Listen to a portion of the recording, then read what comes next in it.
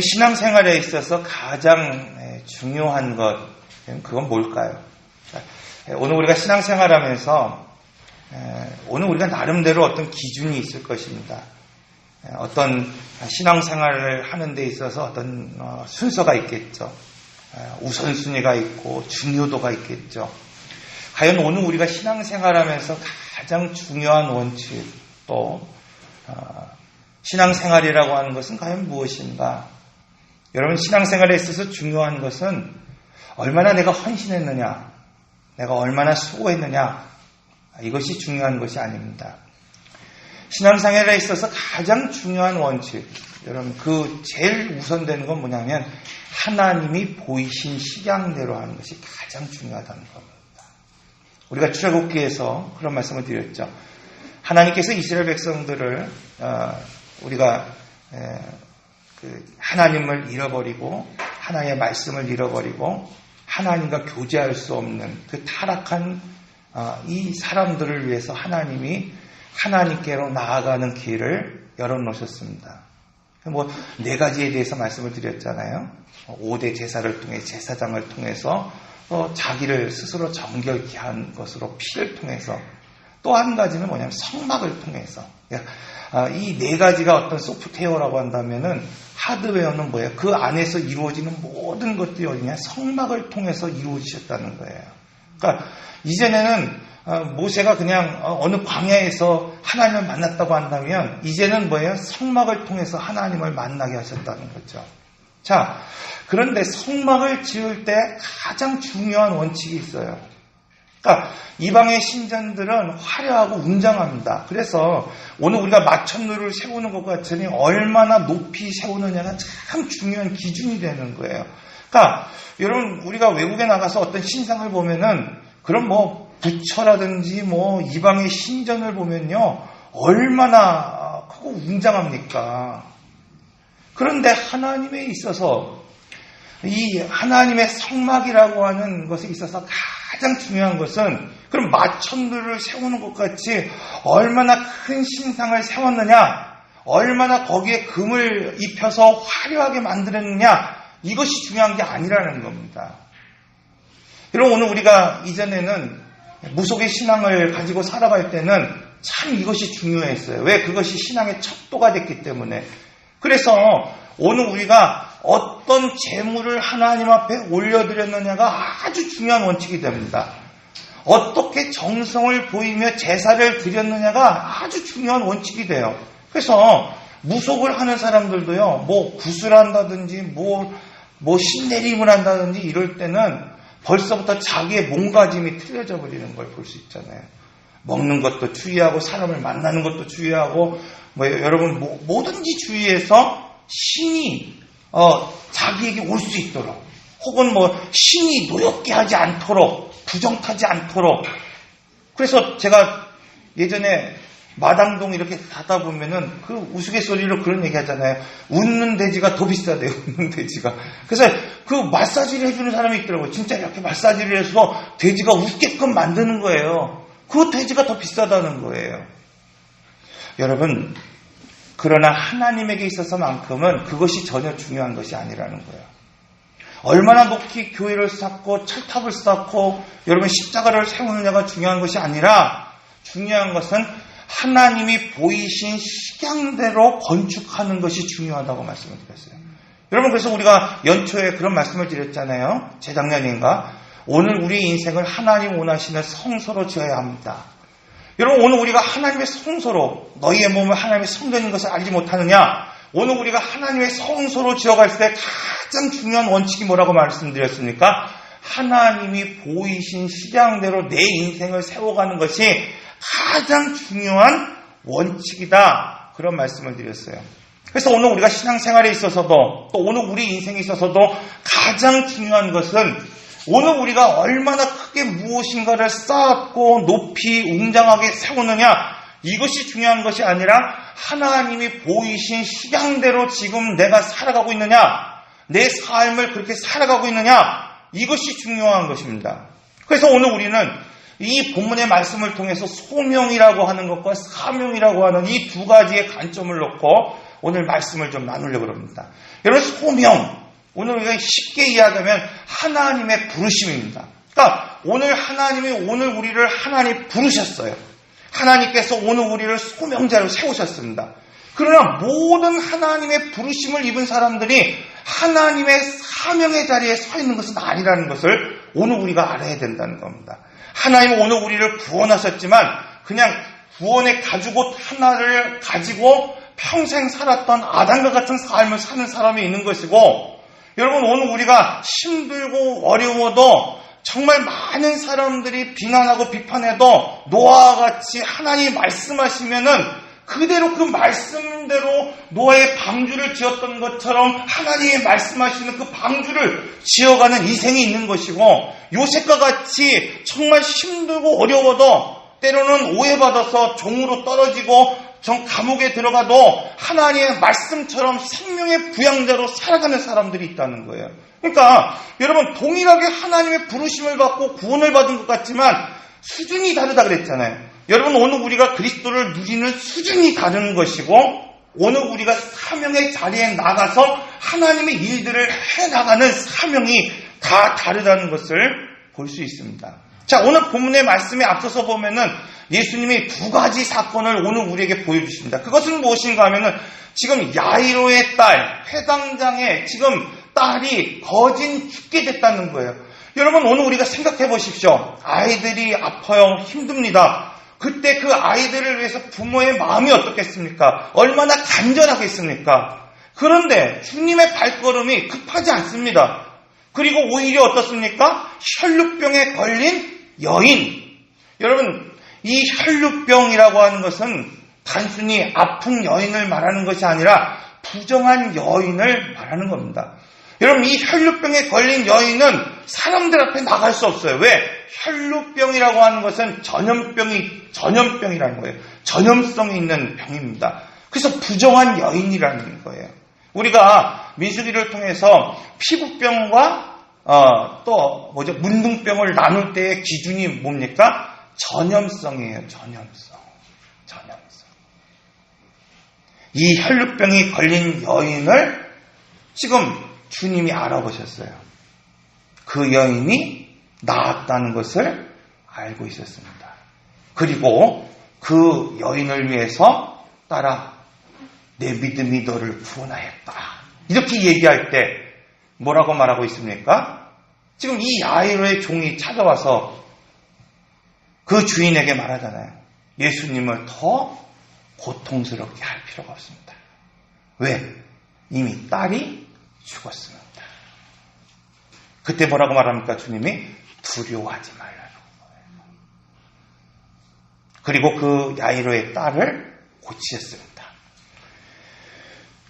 누가복음에서는 이 사건에 대해서 이렇게 말하고 있습니다. 아무에게도 알리지 말라. 그런데 마태복음에서는 이렇게 말하고 있어요. 이 일이 온 땅에 퍼지게 되었다는 거예요. 아무에게도 이야기하지 말라고 했던 그 이야기가 마태복음에 있어서 온 땅에 퍼지게 될 만큼 아주 놀라운 사건이었다는 겁니다. 그래서 우리가 잘 알고 있는 것처럼 주님이 가는 곳곳마다 사람들이 쫓아왔어요. 주님이 가는 곳곳마다 그 기적을 바라보면서 놀라워했고 그분이 메시아라고 인정하고 고백했습니다. 그런데 오늘 본문의 말씀은 주님이 그곳에 머물러 있지 않고 고향의 지금 땅 그곳으로 내려가셨다고 말씀하고 있습니다. 여러분, 그리고 오늘 본문에서는 이렇게 소개하고 있어요. 주님이 그곳에서 오히려 배척을 받으시고 멸시당하셨다. 여러분 어떻습니까? 왜 주님은 지금 이렇게 배척당하시는 땅 그곳으로 내려가셨을까? 여러분, 오늘 본문은 이렇게 말하고 있는 겁니다. 하나님이 지금 그 제자들을 파송하기에 앞서서 무엇을 보이시는 것입니까? 식양을 보이시는 거라는 거예요. 성도는 어떻게 살아가야 되는가? 제자는 어떻게 살아가야 되는가를 지금 오늘 우리에게 보여주고 있는 겁니다. 그래서 예수님은 이러한 삶을 통해서 지금 자기의 삶을 통해서 첫째로 가치 있는 인생은 사람의 인기를 쫓아 사는 것이 아니라 소명을 쫓아 사는 삶이라는 것을 오늘 우리에게 보여주고 있다는 겁니다. 사랑하는 성도 여러분, 오늘 우리는 동일한 인생을 살아갑니다. 그래서 오늘 우리는 동일한 시간에서 동일한 인생을 살아가지만 물론 오늘 우리가 먹고 즐기고 마시는 것은 다를 수 있어요. 그러나 오늘 본문은 먹고 마시고 오늘 우리가 누리고 있는 것들이 결코 가치 있는 인생이 아니라 정말 인생에 있어서 가치 있는 것은 무엇인가 하면은 바로 소명이라고 오늘 우리에게 말씀하고 있습니다. 가치 있는 인생은 인생에 있어서 어떤 인기 있는 인생이 아니라 세상에서 인정받는 삶이 아니라 인생에 있어서 가치 있는 삶, 그것은 무엇인가? 소명을 쫓아 사는 삶이라는 거예요. 그래서 에베소서에서 바울은 이 에베소 교인들에게 이렇게 간구하며 기도하지 않습니까? 오늘 저들의 눈을 밝히 보게 해서 저들의 부르심의 소명이 무엇인지를 보게 하시고 저들 안에 있는 그 안에 있는 하나님의 풍성한 은혜가 얼마나 큰지를 보게 하시고 저들이 연약하고 나약한 것이 아니라 저들의 삶을 움직이시는 하나님의 위력이 얼마나 크고 놀라운지를 볼 수 있도록 저들의 눈을 열어주십시오. 여러분, 이게 오늘 우리의 기도가 되어야 된다는 겁니다. 오늘 우리는 어쩌면은 참 힘들고 어려운 시대를 살아갈지는 모르겠지만 정말 가치 있는 인생을 살기 위해서 오늘 우리는 무엇을 바라봐야 되는가? 그것은 바로 부르심의 소명을 보며 살아가는 사람. 그 사람이 힘들고 어려워도 정말 여러분 가치 있는 인생을 살아가는 거예요. 우리가 주일날 저녁에 그런 말씀을 드렸잖아요. 이 창세기 3장을 통해서 인간이 타락함으로 인해서 오늘 우리가 해야 될 일들, 즉 여러분 죄로 타락한 그 세상을 책임져야 될 것이 누구에게 있다? 하나님은 오늘 우리에게 있다고 분명하게 말씀하고 있는 거예요. 그러니까 오늘 우리가 죄로 인해서 오늘 우리 삶이 그냥 죽고 또 영원한 하나님과의 단절로 끝난 것이 아니라 오늘 우리 때문에 세상이 변질되고 변화되고 왜곡된 그 모든 세상의 타락을 회복할 책임이 누구에게 있다? 오늘 우리에게 있다. 그래서 그런 말씀을 드렸잖아요. 여러분, 아내들, 여성들, 엄마들은 적어도 이 해산의 고통을 통해서 가정을 거룩하게 해야 될 책임이 있다는 겁니다. 그러니까 오늘 우리가 부모가, 어머니가 가정에서 해산의 그 고통을 참고 인내하고 그런 절제를 통해서 비로소 자녀들이 하나님의 아들들로 회복할 수 있다는 겁니다. 오늘 우리가 일터에서 땀 흘리지만 수고하지만 오늘 우리가 그곳에서 남성들이 거룩해지는 훈련을 통해서 이 사회가 변화된다는 거잖아요. 그러니까 믿음이라고 하는 것은 단순히 그냥 교회 안에서 줄을 찾는 것이 아니라 내 삶의 터전에서 내가 서 있는 그 소명의 자리에서 그 부르심을 바라보며 어쩌면 해산의 고통이 있어도 거기에 머물러 있는 것, 또 땀을 흘리지만 그곳에서 오늘 우리가 머물러 있는 것, 이것이 바로 가치 있는 인생이다. 이렇게 오늘 우리에게 말씀하고 있습니다. 여러분, 그런데 오늘 우리 어떻습니까? 오늘 우리는 하나님의 부르심을 따라 지금 소명의 자리, 그곳에 서 있습니까? 아니면 오늘 우리가 그냥 우리를 인정해주고 오늘 우리를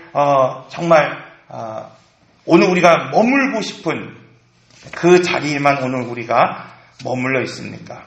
그러므로 오늘 우리는 믿음의 삶을 살아갈 때 이것을 조심해야 됩니다. 하나님의 부르심이 있을 때 나를 인정하고 내가 인기가 있는 곳에서 섬기며 머무는 것이 중요한 것이 아니라 하나님의 부르심이 있을 때 힘들고 어렵더라도 사명이 있는 곳으로 나갈 수 있어야 된다는 겁니다.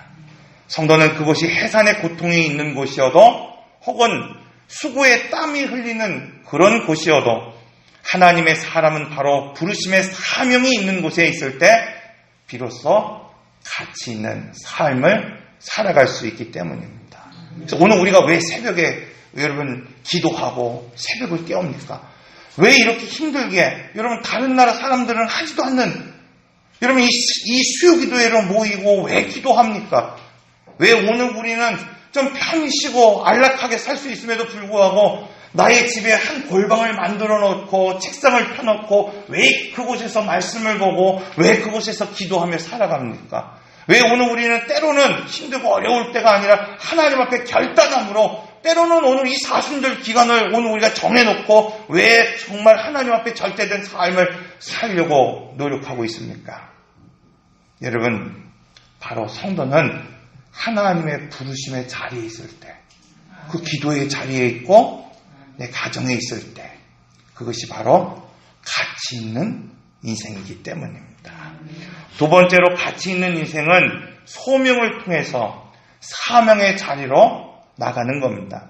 오늘 본문의 말씀을 보면 6장에서 7절의 말씀을 보면 12 제자를 부르사 둘씩 보내시며 더러운 귀신을 제어하는 권능을 주시고, 명하시되 8절에 보니까 여행을 위하여 지팡이 외에는 양식이나 배낭이나 전대의 돈이나 아무것도 가지지 말라. 여러분, 여기서 주님께서 제자들을 부르셨다고 하는 것이 소명입니다. 그리고 주님께서 제자들을 보내셨다고 하는 것이 사명입니다. 그러므로 성도는 주님의 부르심을 받은 소명의 사람이 되어야 되고 주님의 보내심을 받는 사명의 사람이 되어야 됩니다. 이것을 다시 말하면 성도는 부르심을 통해서 사명의 자리로 나갈 수 있어야 된다는 겁니다. 그러므로 사명을 향해 나가는 사람은 어떤 막연한 세상의 기대에 부응하며 사는 사람이 아니라 주님의 음성을 따라 살아갈 수 있는 사람이 되어야 합니다. 여러분, 예를 들어서 모세를 보십시오. 하나님은 모세를 광야에서 부르셨어요. 그리고 지금 그 앞에 서 계신 분이 누구라고 말하고 있는가? 나는 여호와라, 나는 스스로 있는 자다, 이렇게 말씀하고 있어요. 나는 전능하신 하나님이다. 그리고 내가 너를 애굽에 보내고 애굽에 있는 내 백성을 구원해 내리라, 이렇게 말씀하셨어요. 그런데 어떻습니까? 모세는 막연한 기대를 가지고 나가지 않았다는 겁니다. 막연히 하나님은 전능하신 분이기 때문에, 막연히 하나님은 스스로 계신 분이시기 때문에 내가 가면 그냥 이끌어주는 그 하나님이 아니라는 겁니다. 모세는 어떻게 했습니까? 하나님이 주신 지팡이를 가지고 나갔어요. 그리고 10가지의 재앙을 통해서, 여러분, 지금 애굽의 그 왕이 그럼에도 불구하고 변하지 않는 것을 보게 됩니다. 여러분, 이스라엘 백성들을 그들이 내보내야 했음에도 불구하고 하나님은 모세를 통하여서 지금 말씀하신 것처럼 그냥 아무것도 아닌, 그냥 내가 가면 다 보내주는 그런 상황을 만들어 놓지 않으셨다는 거예요. 조금 더 쉽게 이해하면 하나님께서 요셉 지파에게 2배의 몫을 주신다고 그랬어요. 근데 여호수아에서 뭐라고 말하고 있습니까? 이 요셉 지파가 지금 이 얻어야 되는 그 땅을 보니까 첫 번째 뭐가 있어요? 산지예요, 산지. 두 번째는 그 산지 안에 철병거가 있었습니다. 그래서 요셉의 지파가 여호수아에게 요구하죠. 우리를 좀 다른 곳에 좀 보내줬으면 좋겠습니다. 그때 여호수아가 이렇게 얘기하죠. 산지가 있어도 개척하고 철병거가 있어도 정복하라는 거예요. 여러분, 오늘 우리는 산지가 있어도 개척하고 철병거가 있어도 오늘 우리는 정복할 수 있는 신앙을 가지고 살아가야 됩니다. 사명이라고 하는 것은 하나님이 전능하신 하나님이시기 때문에 오늘 우리로 하여금 막연하게 잘 되고 막연하게 복 주고 막연하게 은혜를 주시는 것이 아니라는 겁니다. 오늘 주님이 말씀하시고 주님이 오늘 우리에게 응답하여 주시면은 그것이 여러분 산지라 하더라도, 그것이 철병거가 있다 하더라도 오늘 우리는 하나님의 말씀하신 그 자리에서 산지를 개척할 수 있는 삶, 오늘 우리가 그 철병거를 정복하며 나아갈 수 있는 삶을 살아가는 것이 바로 사명자라는 거예요. 오늘 많은 부르심을 하나님이 오늘 우리에게 주셨습니다. 오늘 우리 교회 안에도 하나님의 부르심을 받고 서 있는 사람들이 있습니다. 그러나 오늘 우리가 이 요셉의 지파처럼 산지가 있을 때, 여러분, 오늘 철병거가 가로막고 있을 때 그것을 개척하며 그것을 정복하며 살아갈 수 있는 사명자로 살아가는 사람은 극히 적다는 겁니다. 그래서 오늘 본문은 이렇게 말하고 있는 겁니다. 제자들이 사명을 위하여 준비할 것이 무엇인가?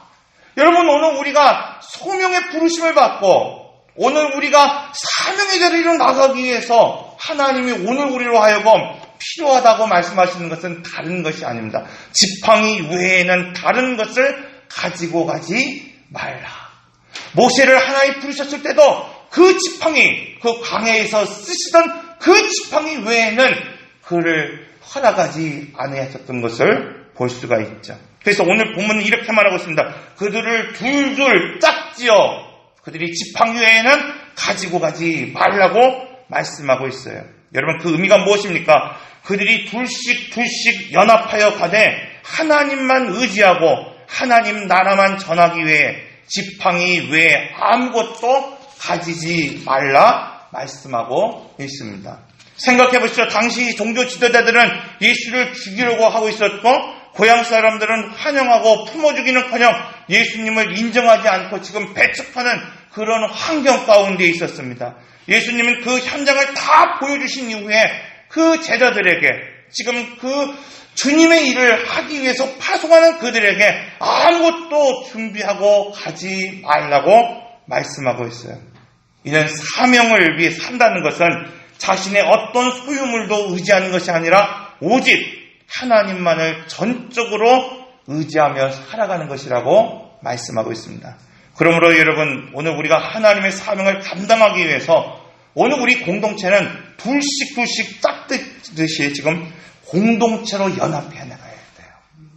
오늘 우리가 한 사람 한 사람이 여러분 아무리 훌륭한 믿음을 갖고 있다 하더라도 교회라고 하는 공동체 안에서 연합하지 않는다고 한다면 여러분 결코 오늘 우리는 하나님의 사명을 감당할 수 없습니다.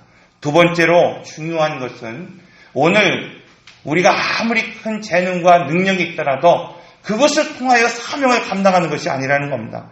하나님의 능력과 은혜가 있을 때 비로소 오늘 우리는 그 사명을 감당할 수 있다고 말씀하고 있습니다. 여러분, 그러므로 오늘 제목이 보고 배운 대로예요.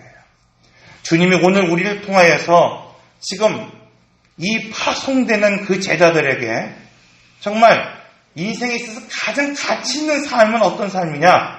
인기 있는 자리가 아니라는 겁니다. 소명을 가지고 살아가는 자리라고 말씀하고 있어요. 그러기 위해서는 내 힘과 내 능력이 아니라 주님을 붙잡고 살아가는 삶을 살아가야 된다는 겁니다. 여러분, 오늘 우리가 이 말씀처럼 하나님의 제자로 살아간다고 한다면 여러분, 오늘 우리는 우리 다음 세대들에게 그런 모습을 보여줘야 됩니다. 우리 인기를 가지고 살아가는 모습이 아니라 오늘 우리 부모가 이 자녀들에게 보여줘야 될 것은 무엇입니까? 여러분, 오늘 우리는 비록 사람들에게 환영받고 인기 있는 삶을 살아가지 못하더라도 오늘 우리는 소명 붙잡고 살아가는 사람들이라는 걸 보여줘야 된다는 겁니다. 오늘 우리는 세상의 힘과 능력을 가지고 살아가는 것을 이 아이들에게 보여주는 것이 아닙니다. 돈이면 다 된다. 돈이면 다 가르칠 수 있고 돈이면 뭐든지 할 수 있다는 것을 오늘 이 자녀들에게 가르치는 것이 아니라 여러분, 오늘 우리는 삶의 자리에서 그 모든 것이 아니라 하나님을 붙잡고 의지할 때 성공할 수 있다는 것. 그 사명을 감당할 수 있다는 것을 그 아이들에게 보여줄 수 있어야 되는 것입니다. 기도하겠습니다. 인내하신 곳에 주여 내 말 들으사 죄인 오라 하실 때에